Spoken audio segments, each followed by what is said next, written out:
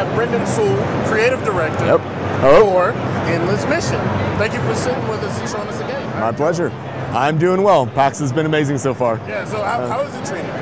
It's been great. We've been watching players engage with the game, starting to play some of the mashups. Fun thing about being part of a game like this, a creation sandbox, is that you get to see players surprising you with the things that they're doing. Yeah. They're going to throw some curveballs that we didn't anticipate on the development team, and it's always fun to see the results of that. Got it. So clearly, anyone listening, you hear that there is a creative element to Endless Mission. I've written about the game a little bit on shacknews.com, but for the people that don't know, what is kind of the crux of Endless Mission? What is this game? Sure. So the Endless Mission, it's a creation sandbox game. Okay. This has multiple genres in it that you're going to be able to mix and mash with one another. So you can do something like take a character from a 3D platforming game and put it inside a real-time strategy game, and that can be in a world taken from a kart racer. Got it. And then there's a series of increasingly powerful tools that you can use to further customize the experience, all the way up to creating your own game genres and making your own worlds. Right. And all of that is wrapped in a story and narrative as well. So, and it's not just the creative element, it has a story mode that explores that in a unique way, right? Yeah, so we're treating the story mode very seriously. I mean, there's some top talent writing on that. Right. It's being pinned by the same people that did Red Dead Redemption and Shadow of Mordor. It's going to be We know those games. Yeah. Some small little indie titles that you might or might not have heard of, right?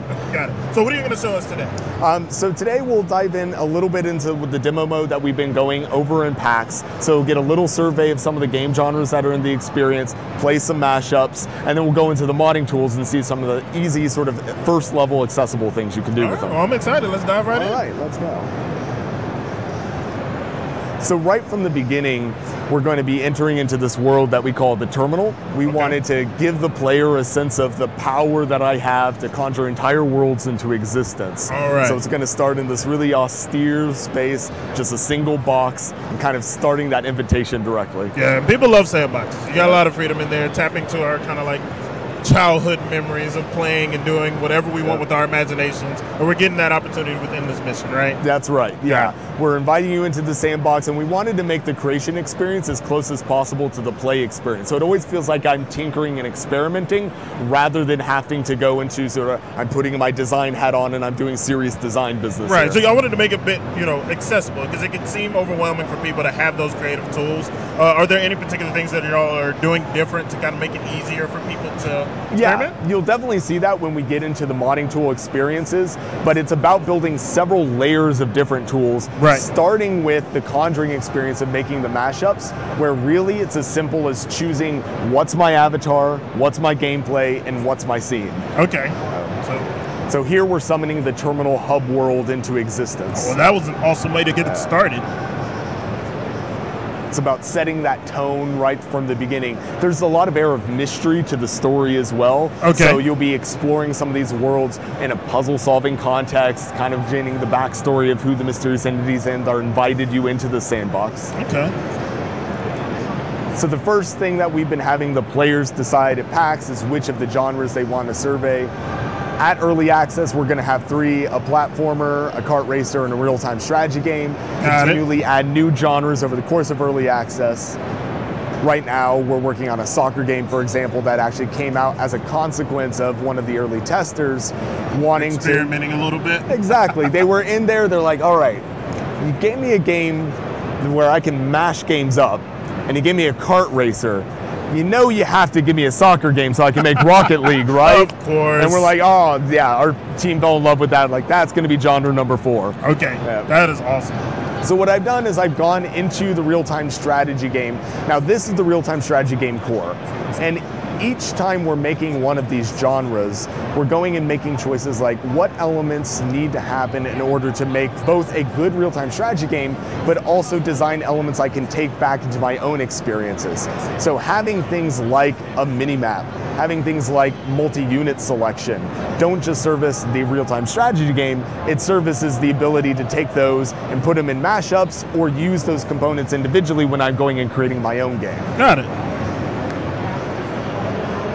what kind of resources, or actually, will the creators of this be able to choose like the resources that they get to manage, or do y'all have a like set thing that they get to work with in this RTS? That's right. So for this demo sort of starter RTS, we set it up as simply as possible. You have a single resource, this iron ore that you're mining, but with the lower level tools that exist within the game, this is going to ship with a level editor. There's going to be scripting tools. So I can actually inspect any of the objects in the game, see the code of how that object works. And so if I'm looking at something like the iron ore, I see how that contributes to resources. I can extract that out, duplicate it, make additional resources. I can make something that feels more like StarCraft or something that feels more like Age of Empires. Understood. It's easy to customize it to your liking. That is pretty awesome. So here, I'm setting up my army. We're going to set up a little clash with the enemy undead base pretty soon. Gotcha. And then with the story mode, when people jump into it, there are going to be segments that have RTS elements to it. You're going to be going across all of those different genres. That's right. So your superpower within the story mode is the ability to modify game worlds and to shape game worlds. So it's about gradually progressing through those tools over time, as well as going through all of the different genres. So I'm kind of going into this game world and getting a sense of what's happening behind the scenes when these characters are in their off times. So what does an RTS look like when the units aren't fighting each other with the undead, but they're kind of hanging out at the bar chatting? You actually get to interact with those characters in an interesting way, in addition using the tools to modify it. What's one of the most ridiculous things you've seen created in the RTS sandbox yourself? Yeah, so we've actually had some early surprises even here at PAX as people have been playtesting the game and using the modding tools to modify the experience. One of the things that we saw is people playing around with the scene tools that allow you to change the atmospheric fog of the level. And they increase the fog substantially, and we're probing questions like, what happens if I'm only controlling a single unit rather than an army of units?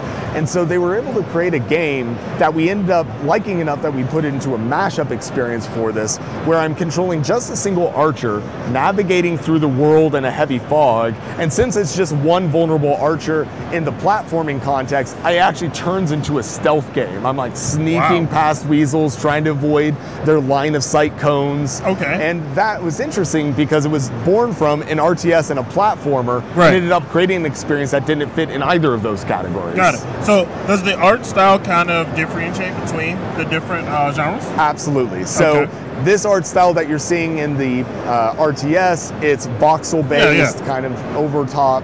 What you're going to see when I go back in the terminal, I'll actually go and load into one of the mashups. So I'll bring in elements from a different game, let's say the platformer. That's done in a painterly cartoon style. Our kart racer has more of a sci-fi aesthetic. We intentionally chose the genres that feel as distinct as possible from one another so that when a player is going taking those assets and making their games with them, they have as wide of a palette as possible. Got it. That offers a lot of diversity to the story mode too, because you're jumping between those different things, and it's going to look very different when you get into each one of them. That's pretty awesome. So, did you want to show us anything else today? Yeah, so here I'm in the conjuring tool, and for PAX we set up a randomizer, so I'm just cycling through different combinations of avatar gameplay and scene that I can experiment with. I see a pirate theme already. Yeah, so this mashup is still with the RTS objectives. I'm trying to destroy enemy units, but now I've taken in Captain Blackclaw, the character from our platforming game. So when I go into this world from the RTS, I'm immediately going to notice a shift of perspective. I'm no longer that top-down view. I'm playing as a platforming character. And the experience is customized to be interesting for this platforming character and kind of derive at interesting design ideas. So now my object is I'm having to battle these units, trying my best not to get surrounded. The archers can be a little tricky to deal with because they can actually shoot up at you as you're jumping over them with the platformer character. But then we also have the modding tools. So at any point in time, I can pause the game, go into modding, and now there are attributes that I can change to sort of make the game experience my own. So if I want to give myself... seamless kind of testing it out a little bit and then diving into fix some things, change some things around. That's exactly right. Yeah, you keep going back and forth and make modifications. So some of the modifications can end up feeling almost like cheat codes players have figured out. Like if I go in and change my jump height, or I'm modifying my health or invincibility duration, that's going to make my character more powerful. But then I can do playful things that become more about shaping what the game experience is like from an experiential standpoint. Like I can change my scale, I can shrink my avatar down, make them giant. So if I go and make a really tiny Captain Blackclaw, when I resume the game, I'm instantly able to see my changes, and now I'm a little fast-moving flea that's going to be much harder for them to hit. But then we've found some things as players have been playing this at PAX where they're surprising us as developers in the things that they're creating. One of the players went and asked the question within the modding tool, what happens if I go and I scale the character to 000? Right. And as developers, we're like, I don't really know. Well, let's find out together. And when they did that, it turns out you still have a 1 pixel collider, but you are totally invisible. So the enemies can't see you, you can't see yourself, but you can still rely on your shadow to jump around. Or one of the things that I really loved is players were figuring out, I can do this asynchronous scaling, so I can make one value really high but keep another value low. So if I set a really giant Captain Blackclaw along Y and Z axis, but I leave the X at 1, it turns me into a Paper Mario style like 2D character in a 3D world, so I become really flat. And I can even exaggerate that effect if I set this lower to 0.1. Now I'm almost a completely flat character in this world. And players were using that to sneak into crevices in the city environment that they couldn't get to otherwise. Nice. So it's that kind of power within the game that we're really excited to see players getting their hands on, experimenting, and finding sort of this emergent gameplay. So many unique things are going to be able to come out of that with such detailed tools, and you can get into the minutia of everything, basically. Yep. Okay, that's right. I mean, the lower level tools with the level editor and the scripting, that allows you to play with any of the mechanics that we've derived for the game. Right. You'll even have the ability to import custom assets from Unity into the game itself. So if I'm a character artist and I've made a model I want to see represented in the game, I import my custom character model, I borrow some of the logic from one of the existing avatars to make my own, and now I have a new avatar that I can upload and share with the whole community. Oh, sweet deal. So you've got 3 genres right now. That's right. You've already given us a hint on the 4th one that's coming. Do y'all have a plan for after early access for a limit on how many genres, or sky's the limit? Oh no, sky's the limit. We're going to continuously add genres throughout early access and even beyond as the game continues to be supported. One of the things we're looking forward to is kind of asking the community, what genres would you rank and want to see next? And every time we build a genre, it comes with new tools as well. So if we build an RPG, that comes with the dialogue editor, we'll share that dialogue editor out with the community so they can make their own narrative-based games. Understood. So when is early access coming? So early access, it's hitting Steam this summer. Okay. We're going to be running a beta for that. So if you sign up at our website, theendlessmission.com, you put in your email, we'll send you beta invites and extend that. And then once we're in early access, reaching out to the community again, what kind of tools would you like to see, what kind of genres, and every bit of content that we add after the game releases is going to be available 100% for free. It's all about empowering the players. Gotcha. So drop your social media info so people can know where to find the game. Absolutely. So theendlessmission.com is our website. We also have a Steam Coming Soon page. Okay. And you can find us on Twitter at endless_mission. All right, awesome. Thank you for joining us. It's been a pleasure. I can't wait to see what people can do with this. I always dive into these types of tools, and it's overwhelming for me, but it seems like there's a lot of ease of access. Like, it's not scaring me too much. That's right. Yeah, we wanted to keep that modding interface just simple sliders and toggles. You can go as deep as you want, close the game engine, get into scripting if you have the talent, but right now, just keep it easy, accessible, so it always feels like play. Awesome. So, community, that is the Endless Mission. We're at PAX East. We still have some more streams coming in the future, so stay tuned, but we will see you on the next one. All right, thank you.